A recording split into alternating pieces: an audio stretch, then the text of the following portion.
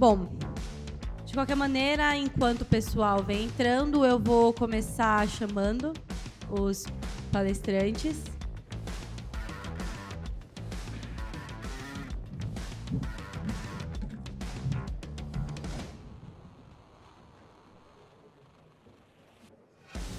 Gostaria de começar com o Guilherme Prado, Regional Expansion Manager da BitGet. Uma salva de palmas, por favor. Façam barulho, vamos!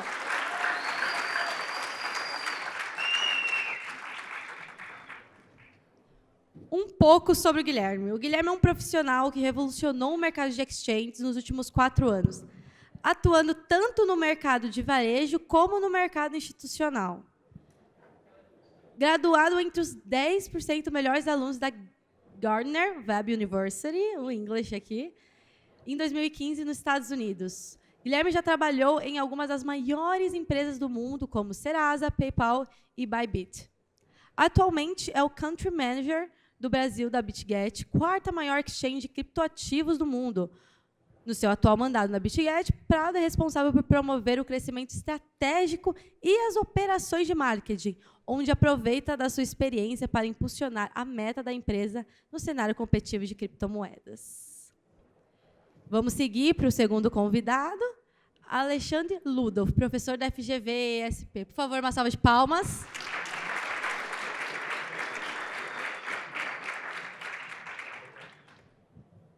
Olha, eu vou ter que admitir aqui que o script está em inglês. Eu vou tentar não ser confuso, que eu vou estar traduzindo aqui ao vivo. Quem sabe faz ao vivo, não é mesmo?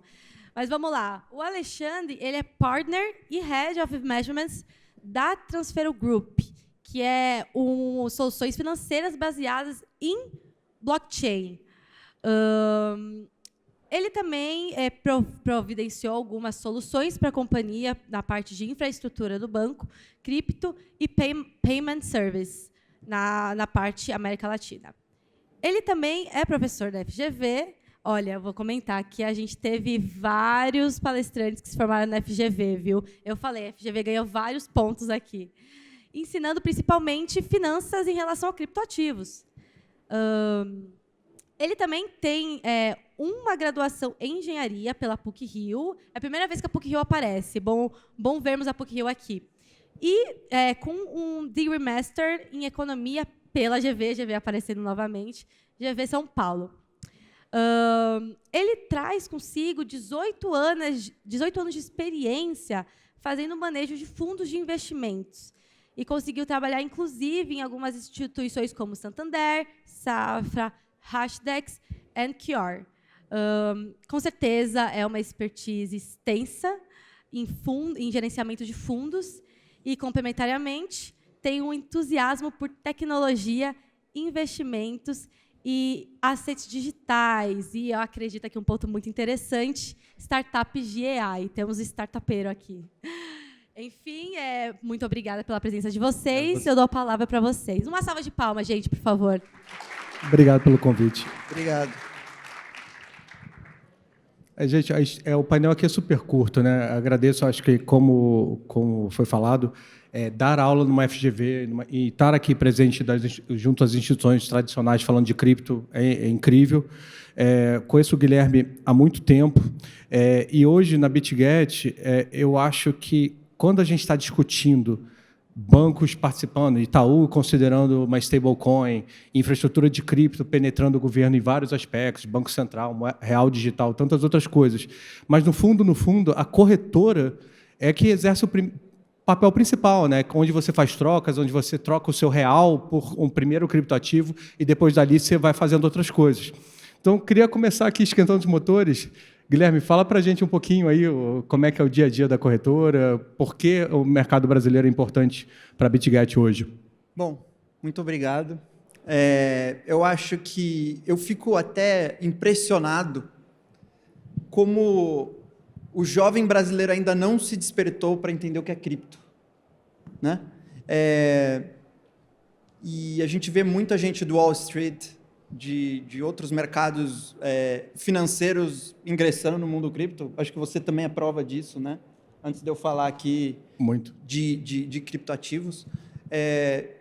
E eu tenho uma formação também em administração contábeis, voltei para o Brasil em 2015, e foi depois que eu voltei que eu comecei a entender o que era cripto. Justamente por quê? Eu vou dar uma introdução aqui, vou falar um pouquinho porque eu estou em cripto, depois eu respondo a sua pergunta. Quando eu estava fora, meus pais mandavam dinheiro para pagar a faculdade, e eu pagava de 3% a 5% de spread. Pô, é bastante, né? E aí eu descobri uma coisa que se chamava stablecoin, USDT, né? E a gente, antes do painel, já estava fazendo um exercício aqui de qual o tamanho e a revolução que as stablecoins estão fazendo no meio de pagamentos e no sistema bancário, né? Global, eu não estou falando nem Brasil, tá? E aí, Ludolf, eu queria que você falasse do que você pesquisou um pouquinho. Eu acho que essa são coisas assim que às vezes são murros no queixo, né, quando a gente vê. Hoje em dia a gente tem uma das maiores stablecoins do mundo, a maior, chamada Tether, né, que ela tem o USDT, que é um dólar digital de uma empresa chinesa. Essa empresa ela tem em torno de 144 bilhões de ativos, de ativo de cliente, né? E isso está gerando na ordem de receita da ordem de 5,7 bi por ano, só de receita bruta, né, para a empresa. Passando caixa, como se fosse um fundo DI, digamos assim, que facilita tecnologicamente. Mas o curioso dessa empresa é que ela hoje, se eu não me engano, está sendo a empresa que tem maior receita per capita do mundo, que ela fez um lucro ano passado de 13 bilhões de dólares, com uma turma lá que não deve exceder 200 funcionários. Então, quando a gente pensa no lucro gerado per capita, está muito melhor que Google, OpenAI, qualquer coisa que você possa imaginar. E sim, gente, stablecoin é algo muito importante, porque isso gera eficiência. Ok, você não está recebendo nenhum yield ali, mas muitas vezes você vai passar só alguns segundos com aquele ativo. Não pagar yield e facilitar transação é um valor muito importante para a nossa sociedade. Exato. E aí, voltando ao que eu estava contando para vocês, hoje eu consigo, por menos de 1%, transformar o meu Pix em dólar, estou 100% dolarizado e posso gastar em qualquer lugar do mundo. E se eu uma vez estava assistindo um podcast do Paolo, que é o fundador, e ele fala que justamente a stablecoin ela foi criada para, vamos dizer, as pessoas começaram a comprar cripto, começaram a tradear cripto, né? Então começou a comprar Bitcoin. Qual era, vamos dizer assim, a base de saber o quanto que ela estava ganhando naquele trade ou não? Foi para isso que foi criada a stablecoin, para normalizar, vamos dizer, colocar como uma uniformização vamos dizer, de quanto você estava ganhando, né? Porque sua base pode ser o quê? Real ou pode ser Bitcoin. Muitas vezes as pessoas não entendiam. Então, como o dólar a potência do dólar, é muito mais fácil fazer um stablecoin. E eu acho que, vamos dizer, é uma das empresas que relativamente simples o negócio deles, mas uma delas que está ganhando muito dinheiro. E aí, de novo, eu pergunto, por que os jovens brasileiros eles não estão olhando para fora da casinha? Ok, legal, eu entendo, eu também sou formado em administração e contábeis, voltei para o Brasil, queria entrar no setor financeiro, e eu acho incrível, mas os próprios bancos, como você mesmo disse, o próprio Itaú, ele está tendo, ou melhor, ele está criando uma divisão de criptoativos.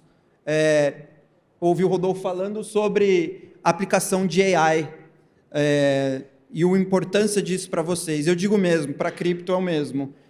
Não deixem de explorar essa oportunidade. Por que eu vou ganhar em real se eu posso ganhar em dólar?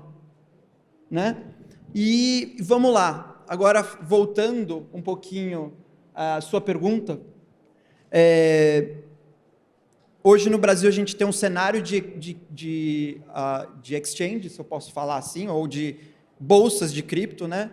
E infelizmente o nosso governo ou a forma como a gente cria uma empresa, a gente sabe que é muito moroso, é difícil e tudo mais, e isso se aplica também para o mercado cripto. Então, sim, ok, é uma barreira a menos de entrada se você entra num player regional, né? Então você vai comprar ali seus primeiros satoshis, vai começar a entender o mercado, mas tem outras exchanges que eu acho que é o foco aqui, onde elas são muito maiores lá fora e elas estão tentando entrar no Brasil e tentando angariar clientes na América Latina. Então, só para vocês terem uma ideia, a BitGet tem 100 milhões de usuários no mundo. Sim, poxa, talvez eu nunca ouvi falar dessa marca, o que é esse negócio? Sim, a gente está num país, infelizmente, que pessoas se aproveitam da falta de instrução para usar o nome dos criptoativos para aplicar golpes, né? Isso é muito triste, mas existem muitos players muito grandes e globais que estão dominando esse mercado mundo afora, né? Então, eu diria que, até mesmo profissionalmente, para mim, eu entrei na Exchange, eu entrei como um vendedor. O meu papel aqui era buscar pessoas, e isso até 4 anos atrás, não agora não, quando eu estava na concorrência. E eu cresci muito rápido. Acho que o crescimento de carreira que eu tive em 4 anos, eu não tive nos últimos 7. Né? Justamente porque foi um oceano azul. Foi uma oportunidade muito legal. E a aplicabilidade disso. O Ludolf, ele está hoje numa posição que ele pode falar muito mais disso. Não, eu acho que esse gancho é fantástico, porque muitos aqui que a gente conversou mais cedo não conhecem muito cripto. E quando pensa em cripto, está pensando no dinheiro mágico da internet, Bitcoin apenas, ou então em todos os golpes, e uma tecnologia que é sim usada para bem e para o mal. Mas o que eu acho muito importante, todo mundo aqui, talvez vocês jovens estão entrando no mercado agora, vão entrar numa pós-graduação e ver coisa nova, é que cripto é uma baita infraestrutura, é um back-end, é uma forma de vender confiança matemática e não vender confiança em cartório, confiança em qualquer ente que a função dele de existir é gerar confiança. Um cartório pelo carimbo, um Estado, né? Pensa em tanta coisa aí que a gente... Todo o sistema jurídico ele é construído pensando que alguém não vai cumprir um contrato. Né? Se todo mundo cumpre tudo que está escrito, você não precisa de advogado. E cripto ela permite um dinheiro programável, permite condições programáveis via contrato inteligente. Isso está mudando muito a forma de fazer tudo. E quando eu penso que aqui no Brasil a gente está tendo uma adoção mais lenta de algumas tecnologias como o blockchain, eu acho que a gente está correndo o risco de ficar para trás como sociedade. Tá? Eu realmente acredito que depois da criação da internet, cripto talvez tenha sido a grande meta-aplicação de conexão de computadores. Para mim foi até uma felicidade que hoje ter encontrado alguns ex-alunos meus tá? da eletiva que eu dou lá na FGV de criptofinanças. Mas, sim, eu penso muito que cripto está só no começo e as aplicações vão muito além de transferir valores. Tá? Por isso que eu acho que você ter um acesso inicial via uma corretora, que hoje pode ser qualquer banco tradicional, mas quando a gente pensa as corretoras tradicionais de cripto, elas oferecem uma experiência onde você é proprietário dos seus tokens, isso é importante, tá? E você paga menos do que, às vezes, opções, até que eu vendi durante muito tempo na minha vida de ETFs e algo do gênero. Exatamente. Eu acho que tem um caso, né? Eu acho que uma das empresas que você mesmo trabalhou na Hashdex, que é um caso que creio que é de sucesso. Na forma como eles, vamos dizer, colocaram o Bitcoin ou até mesmo as criptos dentro do mercado financeiro. Não, gente, eu fui eu iniciei esse mercado, a gente lançou o segundo ETF de Bitcoin do mundo, lá na QR, mas antes, a Hashdex tinha lançado, uns 2 anos antes, o primeiro ETF de índice do mundo. Tá? Acho que foi uma grande vitória aqui do Brasil, na época que a regulação brasileira estava avançada, estava mais rápida do que a regulação internacional, e você dar acesso a um instrumento regulado, na conveniência da sua plataforma da XP, da Genial, onde você possa comprar, tem os carimbos, que a gente está falando que quem não fala cripto, às vezes jovens como vocês não entendem tanto, imagine os seus avós, seus pais. Então, a presença de um ETF, além de dar uma legitimidade de uma B3, a toda a governança, todo o escrutínio necessário para você colocar um ativo como esse no mercado, ele resolve alguns problemas que cripto possui, de usabilidade. Não é uma tecnologia fácil. Então, quando você não tem que se preocupar com custódia, você não tem que se preocupar com gerenciar a sua chave privada, né, a senha do seu banco. Isso resolve muitos problemas. Mas, lembrando, algumas questões não são tão bonitas. Por exemplo, se um juiz manda bloquear os seus ETFs, vai bloquear. Ele vai ter acesso. Se ele está na sua carteira privada, está no seu wallet, no seu hardware wallet, ele é seu. Não tem como alguém te forçar a entregar aquilo. Então, acho que essa é um pouco da diferença. Mas hoje você tem 500 formas de acesso ao mercado de cripto. Todo o mercado fantástico de Web3. E é isso. E corretora é o primeiro ponto de acesso, tá? O primeiro onde você dá o kick-off. Eu acho interessante que a agilidade de que a gente, por exemplo, tem alguns tokens de AI que estão surgindo, eles surgem com bastante liquidez também, eles são projetos que globalmente eles estão em ascensão, e uma forma de você ter acesso a eles é através de uma exchange global, como a BitGet. Bom, a gente está com um stand aqui, não sei se vocês passaram lá, a gente está doando literalmente quase R$30 por pessoa hoje, só para você abrir a conta e você ver como funciona. Esse é o nosso objetivo aqui, para que vocês tenham acesso. E, como eu disse, eu acho muito legal, sim, olhar o mercado financeiro, porém, existe um mundo muito maior do que esse, além disso, né? de que existem oportunidades fora disso também. Eu acho que talvez até para a gente começar a finalizar aqui, eu acho que realmente, como a gente olha para os nossos pais, nossos avós, quando olha, nossa, existiam títulos ao portador, existiam, sabe, formas de você investir fazer investimentos que a gente acha defasadas hoje em dia, tá? Mas eu acho que nossos filhos, vocês mesmos, daqui a pouco, nossa, meu pai comprava ação da Petrobras. Gente, acho que vai ser tudo token. Já tem aí um mercado super maduro até de token de empresas de tecnologia. Você compra token aí das Fantastic Seven, aí você consegue comprar token já, disso regulado, direitinho. Token imobiliário, quem tem a propriedade do token tem direito sobre imóvel, sobre as receitas financeiras. Na Suíça está bombando. E eu acho que o convite que eu faço é esse. É uma infraestrutura que eu acho que no futuro vai dominar tudo. Token não é só o ativo, token pode ser uma renda fixa, pode ser um contrato.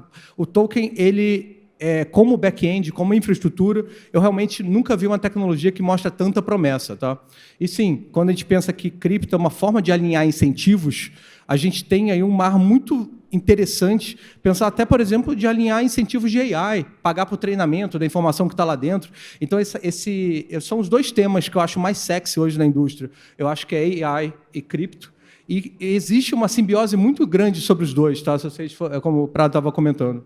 É isso, gente. Eu queria deixar o convite para vocês que estudem e que isso seja o primeiro ponto de partida, e para quem já conhece, explore cada vez mais e também olhe o mercado de trading, que eu creio que ele pode ser bastante interessante também, né? É isso. E eu estou aqui no nosso stand, se vocês quiserem falar comigo, estou à disposição de vocês. E passem lá, ganhem dinheiro de graça. É a sua oportunidade hoje. Eu quero. Obrigado, gente.